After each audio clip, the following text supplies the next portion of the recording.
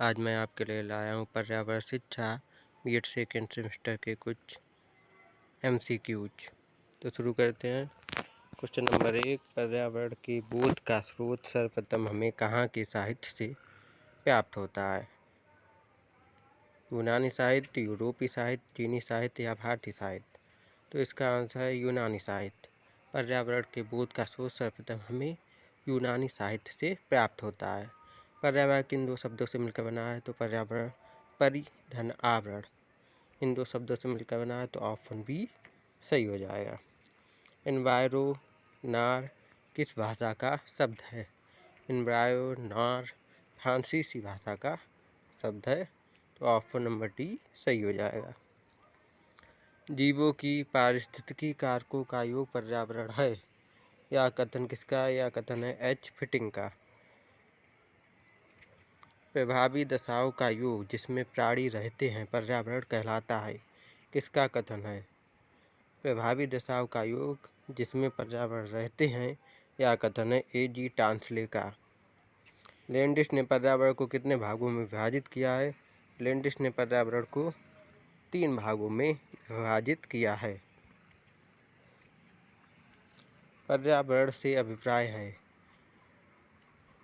भौतिक, जैविकी, सांस्कृतिक तत्वों की अंतःक्रियात्मक व्यवस्था जो अंतः संबंधित है। सही है। भूमि, जल, वायु, पौधों एवं पशुओं की प्राकृतिक दुनिया जो इनके चारों ओर अस्तित्व में है, ये भी सही है।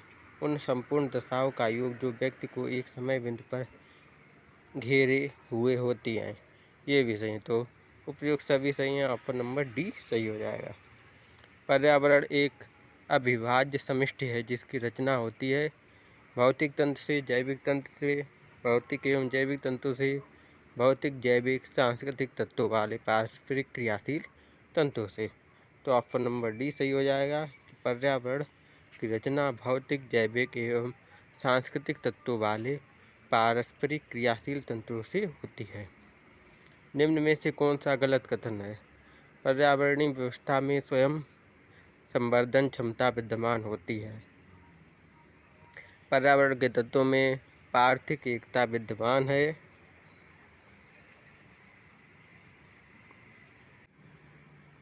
पर्यावरण भौतिक संसाधनों का भंडार है लेकिन जैविक संसाधनों का नहीं।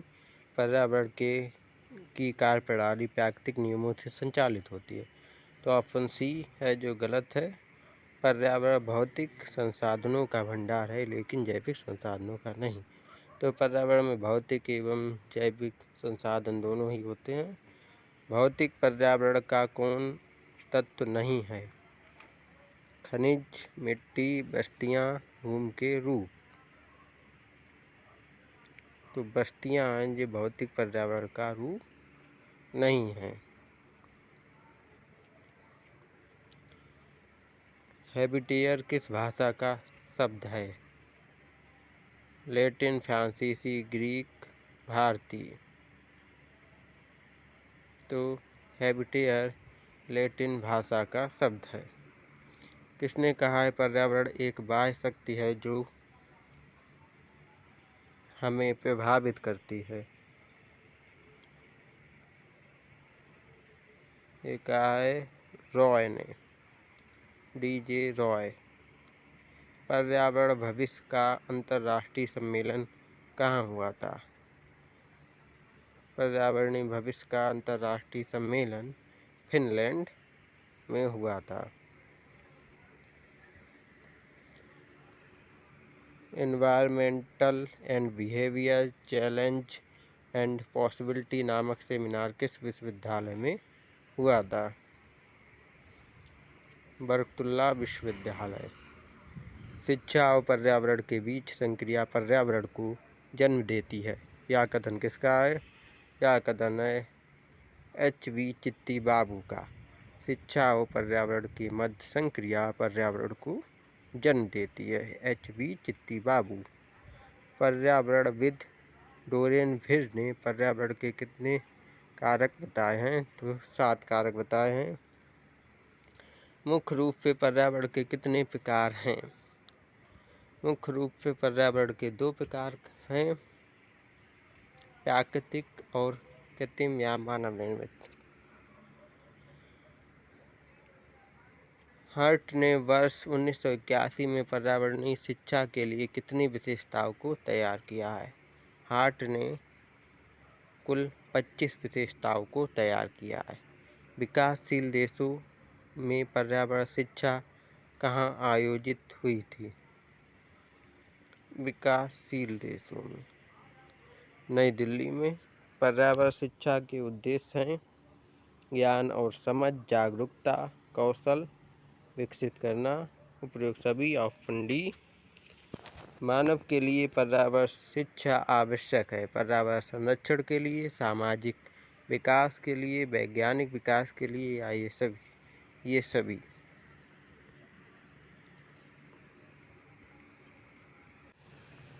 पर्यावरणीय शिक्षा से विकास होता है संचेतना का, जागरूकता का, व्यवहारिकता का, सभी का। Option number D.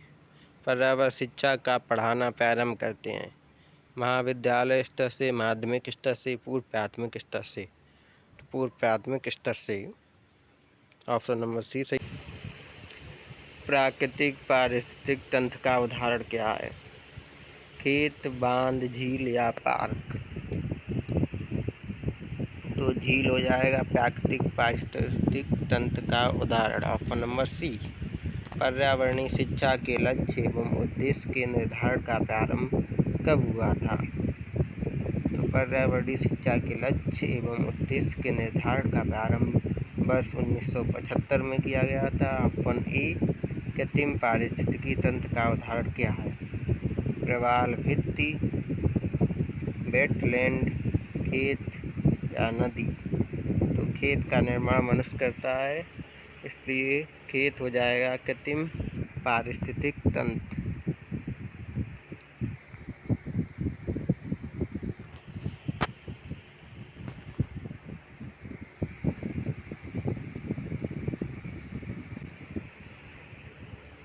लवणीय जल पारिस्थितिक तंत्र का उदाहरण क्या है? नदी, प्रवाल भित्ति, बांध या तालाब। तो प्रवाल भित्ति हो जाएगा, क्योंकि प्रवाल भित्ति का निर्माण समुद्र में होता है और समुद्र का जल लवणीय होता है। वन के पारिस्थितिक तंत्र में कवक को किस समूह में सम्मिलित किया जाता है? कवक और शैवाल अपघटनकर्ता के रूप में पारिस्थितिकी तंत्र में सम्मिलित किए जाते हैं। तो ऑप्शन डी सही हो जाएगा। स्वच्छ जल पारिस्थितिक तंत्र का उदाहरण क्या है? समुद्र तट, खाड़ी, एस्टुरी या तालाब। तो स्वच्छ जल पारिस्थितिक तंत्र का उदाहरण तालाब है। Option D. एक पारिस्थितिक तंत्र में उत्पादकों एवं उपभोक्ताओं की संख्या को कौन निश्चित करते हैं? तो इसका आंसर होगा जलवायु संबंधी कारक। Option A. पारिस्थितिक तंत्र के पादपों व प्राणियों के पारस्परिक संबंधों का आधार पोषण संबंध होता है। Option number B. हरे पौधों को पारिस्थितिकी में क्या कहते हैं? हरे पौधे अपना भोजन स्वयं बनाते हैं, इसलिए इन्हें उत्पादक कहते हैं। Option B. पर्यावरण की परिभाषा क्या है? एबायोटिक एवं बायोटिक घटक समुद्र के नीचे पृथ्वी पर वस्तुएं, चीज़ें जो हमको घेरती हैं, या इनमें से कोई नहीं। तो एबायोटिक एवं बायोटिक घटक। Option A. मानव पर्यावरण संबंध एक संकल्पना है, ऋणात्मक, धनात्मक, संज्ञानात्मक या ये सभी। तो धनात्मक। मानव पर्यावरण संबंध एक धनात्मक संकल्पना है। पर्यावरण के अंतर्गत आते हैं पेड़ पौधे, जीव जंतु, रिश्ते नाते, संस्कृति, मकान, सड़कें, पूजा स्थल या ये सभी पर्यावरण के अंतर्गत आते हैं। Option D. निम्न में से कौन सा पर्यावरण अध्ययन का घटक नहीं है? मानव, वायुमंडल, जलमंडल, सौरमंडल। तो तो ऑप्शन डी सौरमंडल पर्यावरण अध्ययन का घटक नहीं है।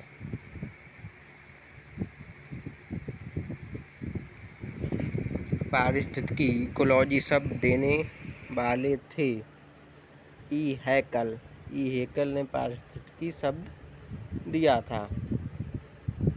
परितंत्र का तत्व है भौतिक तत्व, जैविक तत्व, सौर ऊर्जा, ये सभी। तो ये सभी परितंत्र के तत्व हैं। ऑप्शन डी सही हो जाएगा। 0 डिग्री सेंटीग्रेड से 30 डिग्री सेंटीग्रेड तक तापमान के बढ़ने पर श्वसन क्रिया की दर सर्वाधिक होती है। 25 डिग्री सेंटीग्रेड पर श्वसन क्रिया की दर 25 डिग्री सेंटीग्रेड ताप पर सर्वाधिक होती है। ऑप्शन सी सही हो जाएगा। किसी परितंत्र में होते हैं परितंत्र में जैविक एवं अजैविक घटक होते हैं। Option C. खाद्य श्रृंखला के आधार पर जीवधारी होते हैं।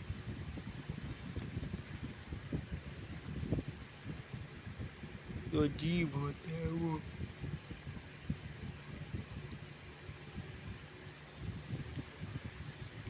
प्रकाश संश्लेषी पादप।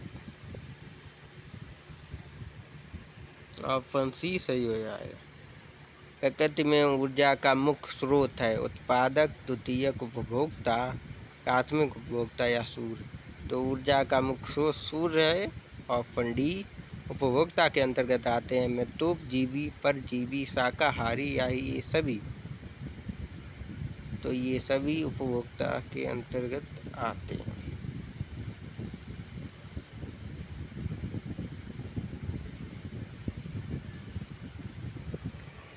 पारिस्थितिकी निक की संकल्पना को किसने प्रतिपादित किया? तो ग्रीनेल्स ने पारिस्थितिकी निकेत या निक की संकल्पना को प्रतिपादित किया। परितंत्र में बाज का स्थान है उपभोक्ता, प्रथम श्रेणी उपभोक्ता, द्वितीय श्रेणी उपभोक्ता या सर्वोच्च उपभोक्ता। परितंत्र में मानव है सर्वाहारी, मांसाहारी, शाकाहारी, अपवर्तक। तो मानव सर्वाहारी होता है। ऑप्शन ए सही होगा। परितंत्र में जैविक व अजैविक घटकों के मध्य को योजना कड़ी है। जैविक एवं अजैविक घटकों के मध्य की योजना कड़ी जैव संरचना है। सर्वप्रथम जैव विविधता शब्द का प्रयोग W.G. रोजन ने किया था। Option number B. विश्व का सबसे बड़ा मैंग्रोव सुंदरवन का डेल्टा है। 49 का ए। जैव विविधता को नष्ट करने में किसकी भूमिका संभव है? पॉलीथीन की। Option A. प्रकृति व प्राकृतिक संसाधन अंतर्राष्ट्रीय संरक्षण संघ द्वारा प्रकाशित रेड डाटा बुक में निम्नलिखित सूचियां सम्मिलित की हैं। जैव विविधता के प्रखर स्थलों हॉटस्पॉट में विद्यमान स्थानिक पौधों एवं पशुओं की सूची। सही है। विभिन्न देशों में प्रकृति एवं प्राकृतिक संसाधन संरक्षण हेतु संरक्षित स्थलों की सूची, संकटाग्रस्त पौधों एवं पशु जातियों की सूची। तो ऑप्शन बी केवल क्यों? विभिन्न देशों में प्रकृति एवं प्राकृतिक संसाधन संरक्षण हेतु संरक्षित स्थलों की सूची रेड डाटा बुक में सम्मिलित है।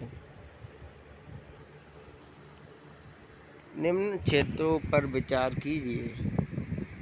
पूर्वी हिमालय, पूर्वी भूमध्य सागरीय क्षेत्र, उत्तर पश्चिमी ऑस्ट्रेलिया। उपयुक्त में से कौन सा जैव विविधता का हॉट स्पॉट है?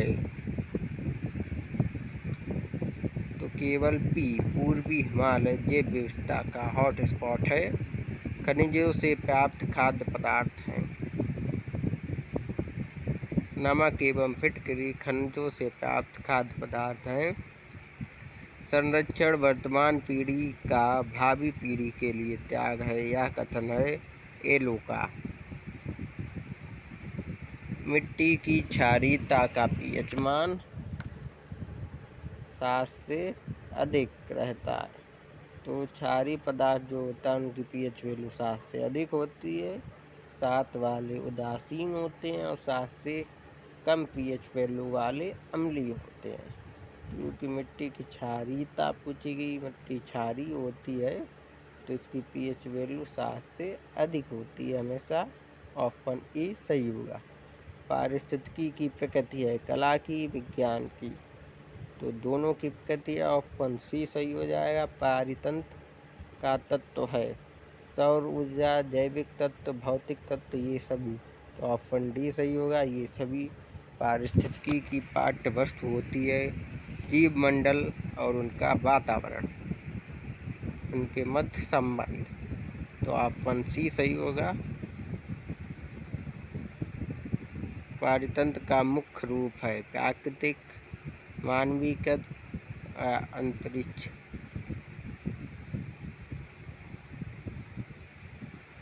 तो ऑप्शन डी ये सभी सही होगा।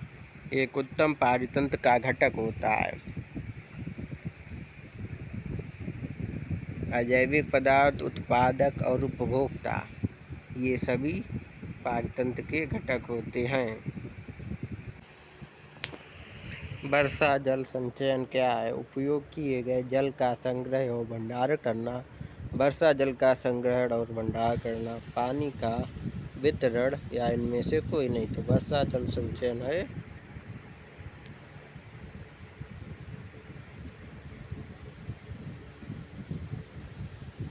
वर्षा जल का संग्रहण एवं भंडारण करना। वर्षा जल संचयन का उद्देश्य है वर्षा जल को पृथ्वी की सतह पर धारण करना, भूजल पुनर्भरण के लिए और फसलों की सिंचाई के लिए, पानी का उपयोग करने के लिए या मछली पालने के लिए। तो इसका उद्देश्य है भूजल पुनर्भरण के लिए। Option number B.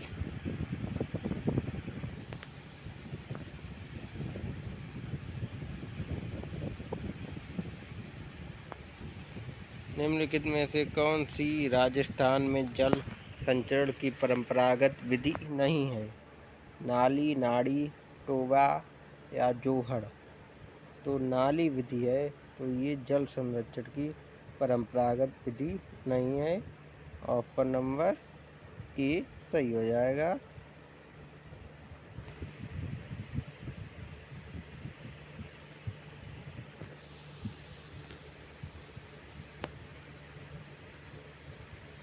निम्नलिखित में से क्या अटल भूजल योजना का उद्देश्य है? बूंद बूंद सिंचाई, जल विद्युत ऊर्जा उत्पादन, पेयजल आपूर्ति या भूजल प्रबंधन। तो अटल भूजल योजना का उद्देश्य है भूजल प्रबंधन। निम्नलिखित में से कौन पानी की कमी के लिए जिम्मेदार नहीं है? उद्योगों का तेजी से विकास, बढ़ती हुई जनसंख्या और जल संसाधनों का कुप्रबंधन ये जिम्मेदार है। भारी वर्षा पानी की कमी के लिए जिम्मेदार नहीं है। Option C. पर्यावरण पर्यटन के दौरान याद रखना चाहिए पेड़ पौधों का ध्यान, अन्य पर्यटकों की निजता का ध्यान, जीव जंतुओं की शांति का ध्यान। तो ये सभी छठे का डी। पर्यावरण पर्यटन के बढ़ते कारोबार के क्या कारण हैं? नए रोजगार के कारण, सरकार को भारी राजस्व मिलता है, जैव विविधता को प्रोत्साहन। तो प्रयोग सभी 7वें का डी। पर्यटन पर्यावरण पर अपना प्रभाव डालता है। कैसे? प्राकृतिक वनस्पतियों का ह्रास होता है, प्रदूषण की बढ़ोतरी होती है, ट्रैफिक जाम होता है। ये सभी वायुमंडल में निम्नलिखित में किसके उत्सर्जन से अम्लीय वर्षा होती है? अम्लीय वर्षा नाइट्रोजन एवं सल्फर ऑक्साइड के कारण होती है। नाइट्रोजन के कारण नाइट्रिक अम्ल बनता है और सल्फर ऑक्साइड के कारण सल्फ्यूरिक अम्ल।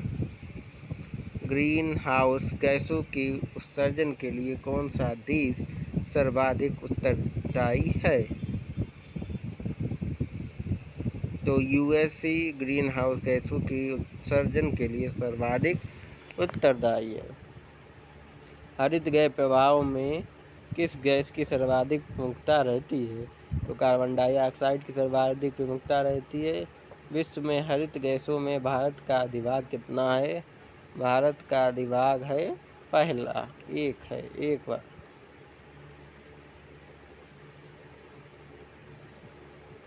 किस देश में सर्वप्रथम अम्लीय वर्षा हुई?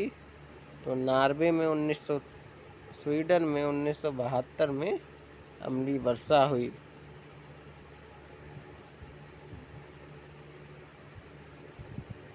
अम्लीय वर्षा होती है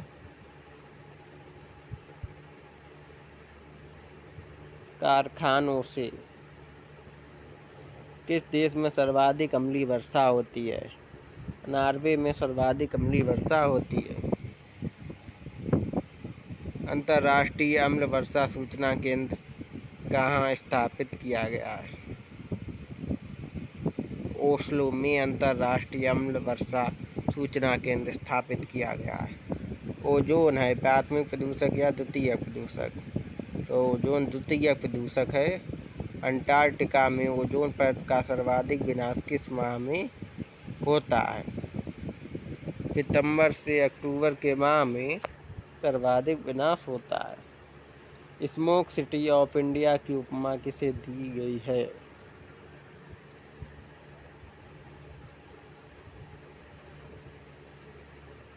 कोलकाता को स्मोक सिटी ऑफ इंडिया की उपमा दी गई है। प्रकाश रासायनिक धूम कोहरे की रचना के लिए निम्नलिखित में से कौन सा एक आवश्यक नहीं है? Oxygen, nitrogen oxide, carbon monoxide, सूर्य का प्रकाश। तो प्रकाश रासायनिक धूम कोहरे की रचना के लिए ऑक्सीजन आवश्यक नहीं है। ऑप्शन ए सही हो जाएगा। समुद्र तटीय जल के प्रदूषण का प्रमुख कारण है तेल का फैल जाना, औद्योगिक बहिस्राव, नगरपालिका द्वारा कूड़ा विसर्जन या वायु विलय। तो इसका होगा औद्योगिक बहिस्राव। सबसे ज़्यादा प्रदूषण किससे होता है? नाइट्रोजन, ऑक्सीजन, CO या CO2?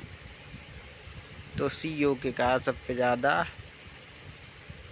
प्रदूषण होता है। ध्वनि प्रदूषण कितनी डेसिबल ध्वनि से होता है?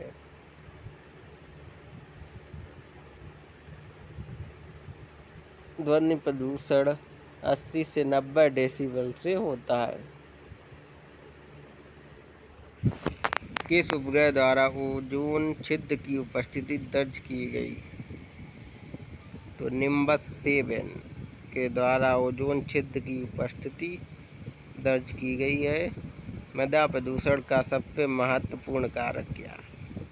कांच, प्लास्टिक, अपमार्जक या CO2? प्लास्टिक मृदा प्रदूषण का सबसे महत्वपूर्ण कारक है। धुंध कोहरे का निर्माण होता है। फॉग का निर्माण किससे होता है? धुआं और कोहरा। धुंध मतलब धुआं और कोहरे मतलब कोहरा। तो 26 का C।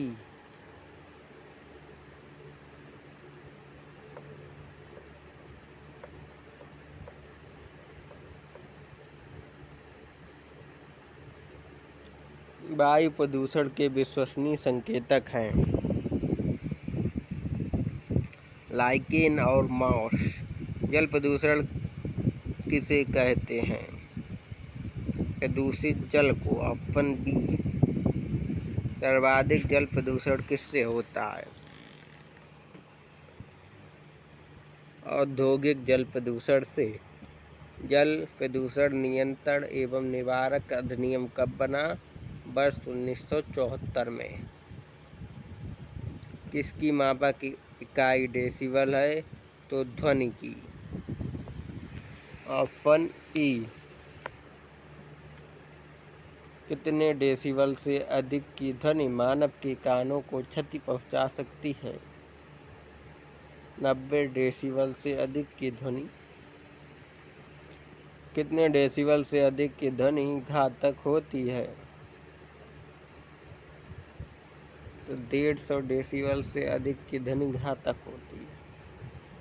ग्लोबल वार्मिंग का कारण है वनों में वृद्धि नहीं, कार्बन डाइऑक्साइड में कमी नहीं, कार्बन डाइऑक्साइड में वृद्धि सही है, ऑक्सीजन में वृद्धि ये गलत है। तो ऑप्शन सी वायु प्रदूषण का कारक है ध्वनि विस्तारक यंत्र, धुआं, कीटनाशकों का प्रयोग या इनमें से कोई नहीं। तो ध्वनि विस्तारक यंत्र ये हैं ध्वनि प्रदूषण के, और वायु प्रदूषण का धुआं हो जाएगा, और कीटनाशक का प्रयोग जल प्रदूषण का हो जाएगा। तो ऑप्शन बी सही है। निम्न में से कौन सी गैस वायु को अधिक प्रदूषित करती है?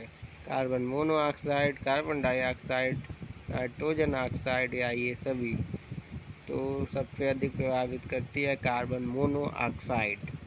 वायु प्रदूषण को कम किया जा सकता है वृक्षों द्वारा, सूर्य प्रकाश द्वारा, ध्वनि विस्तारक यंत्रों के रोक द्वारा, औद्योगिक इकाई बंद करा के।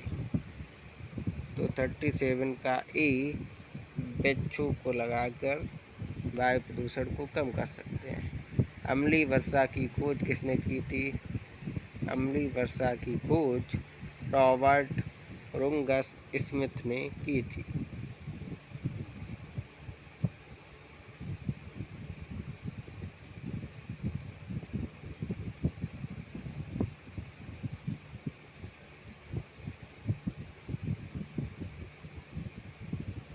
कैसे क्षेत्र में वायु प्रदूषण का प्रमुख कारक है?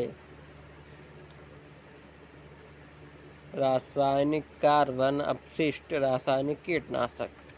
तो ऑप्शन डी ये सभी। ग्लोबल वार्मिंग का प्रमुख कारण है अम्लीय वर्षा, तेजी से गर्मी पड़ना, नाभिकीय दुर्घटनाएं, हरित गैस प्रवाह। तो हरित गैस प्रवाह ऑप्शन डी। योजना विधि में सबसे अधिक योगदान किसका है? रूसो और फ्रॉवेल का। योजना विधि में सबसे अधिक योगदान किसका है? किलपैट्रिक का।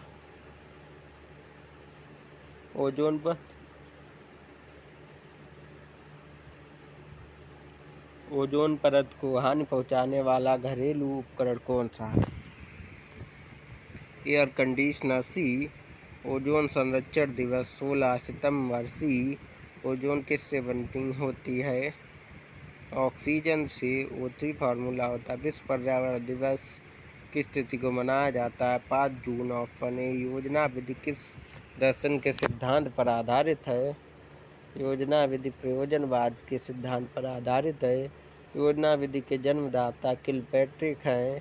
Carbon dioxide, sulphur dioxide, carbon monoxide द्वारा कौन सा प्रदूषण फैलता है?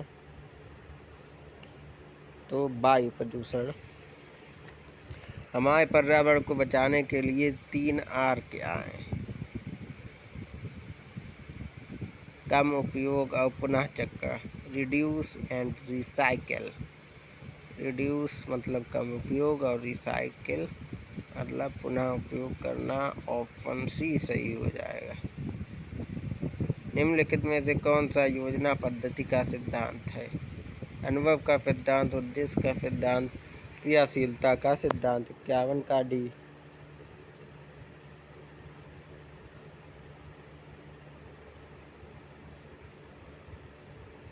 योजना विधि का पद नहीं है, योजना का निर्माण करना। वाद विवाद एक शैक्षणिक सामूहिक प्रक्रिया है जिसमें शिक्षक तथा विद्यार्थी सहयोगपूर्ण ढंग से किसी समस्या या प्रकरण पर बातचीत करते हैं। यह कथन है जेम्स एम ली का। सामाजिकरण अभिव्यक्ति पद्धति के अनुसार छात्रों में किसका विकास होता है? प्रेरणा शक्ति, आत्मविश्वास, आत्मनिर्णय करने का। 54 का डी। कौन सी पद्धति परंपरागत पद्धति कहलाती है?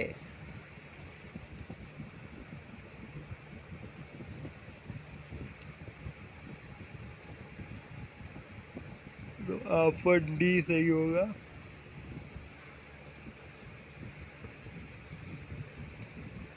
पाठ्य पुस्तक पद्धति और भाषण पद्धति परंपरागत पद्धतियाँ हैं। कौन सी वाणिज्य शिक्षण की पद्धति नहीं है? निगमन और आगमन पद्धति वाणिज्य शिक्षण की पद्धति नहीं है। वर्ष 1918 तक किस पद्धति का रूप स्पष्ट हुआ? तो योजना पद्धति का। वाणिज्य शिक्षण की कौन सी पद्धति नवीनतम है? इकाई पद्धति। कौन सी पद्धति विवादास्पद है? समस्या समाधान पद्धति। किस विधि के प्रयोग के समय अध्यापक तो सक्रिय रहता परंतु छात्र निष्क्रिय रहता?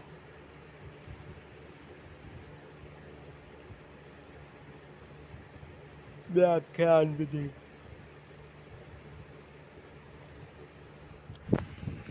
कौन सा योजना विधि का पद नहीं है?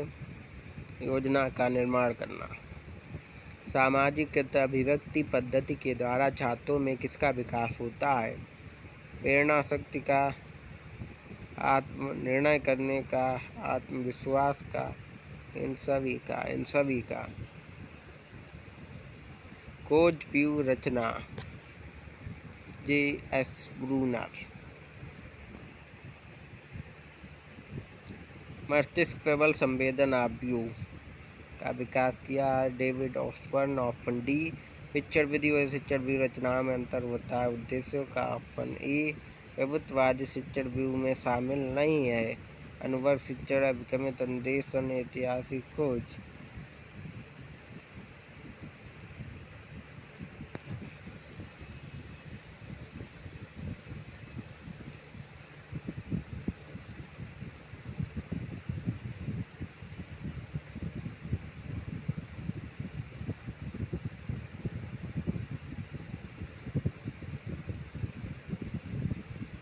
प्रभुत्ववादी शिक्षण आव्यूह में शामिल नहीं है। अनुभव शिक्षण, अभिगमित अन्वेषण, ऐतिहासिक खोज या ये सभी। तो ऐतिहासिक खोज शामिल नहीं है। प्रोजेक्ट पद्धति का सिद्धांत, स्वोद्देश्यता, स्वतंत्रता, सामाजिक विकास। ऑप्शन डी ये सभी। सुकरात का शिक्षण आव्यूह है प्रश्नोत्तर। Option A. वेमर निम्न विधि का उदाहरण है। प्रयोगशाला, सुकराती, निरीक्षण, आगमन। निरीक्षण विधि का उदाहरण वेमर विधि है। प्रोजेक्ट विधि के जन्मदाता किलपैट्रिक। किसने कहा प्रोजेक्ट एक स्वोद्देश्य प्रक्रिया है जिसे मन लगाकर सामाजिक वातावरण में किया जाए। ये कथन है किलपैट्रिक का। क्षेत्राटन विधि की विशेषता नहीं है। छात्रों में उत्साह पैदा करना, छात्रों के ज्ञान में वृद्धि करना, समय की बचत करना, घर एवं समाज में उत्तम संबंध स्थापित करना। 72 का सी।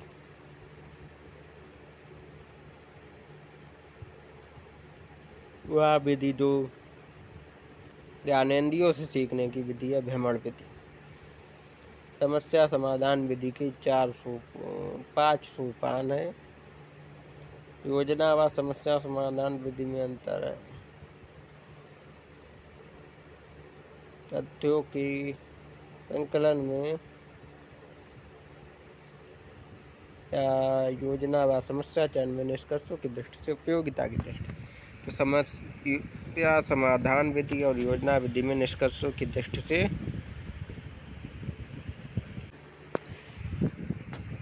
योजना व समस्या समाधान विधि में निष्कर्षों की दृष्टि से अंतर होता है।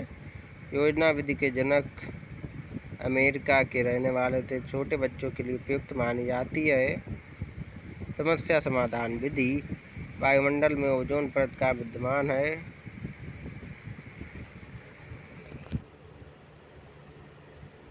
तो समताप मंडल में हरित गैस प्रभाव का मुख्य कारण है कार्बन डाइऑक्साइड। ओजोन छिद्र का मुख्य कारण है क्लोरोफ्लोरोकार्बन्स।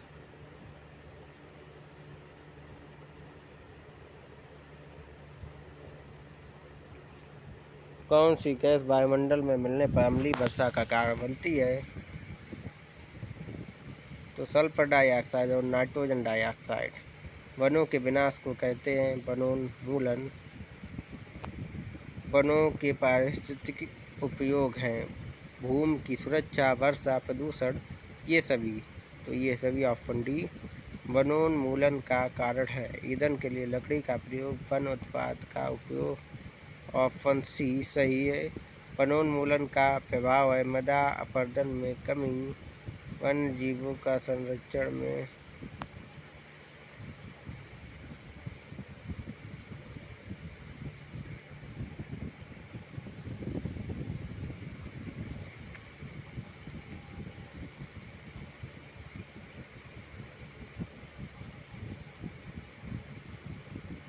वनोन्मूलन का कारण है ईंधन के लिए लकड़ी का प्रयोग, वन उत्पादन का प्रयोग। तो ऑप्शन सी वनोन्मूलन का प्रभाव है मृदा अपरदन में कमी, जलवायु का संतुलित होना, वन जीवों का विनाश, भूमि जल स्थल का बढ़ना, वन जीवों का विनाश।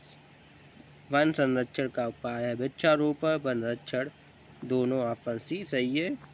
वन संरक्षण द्वारा वन प्रबंधन के अंतर्गत विचार है वन सर्वेक्षण, वनों की हानि, वनों का उपयोग नहीं, वनों का वर्गीकरण नहीं। तो वन संरक्षण द्वारा वन प्रबंधन का विचार है वन सर्वेक्षण। वनों के संरक्षण हेतु कानून एक्ट कब बनाया गया? वर्ष 1980 में। ताजमहल को खतरा है SO2 से, ग्रीन हाउस गैसें हैं कार्बन डाइऑक्साइड, क्लोरोफ्लोरोकार्बन और मीथेन। अम्लीय वर्षा होती है कारखानों वाले क्षेत्र में जहाँ SO2 की अधिकता होती है। ग्रीन हाउस प्रभाव उत्पन्न करने वाली गैस है कार्बन डाइऑक्साइड।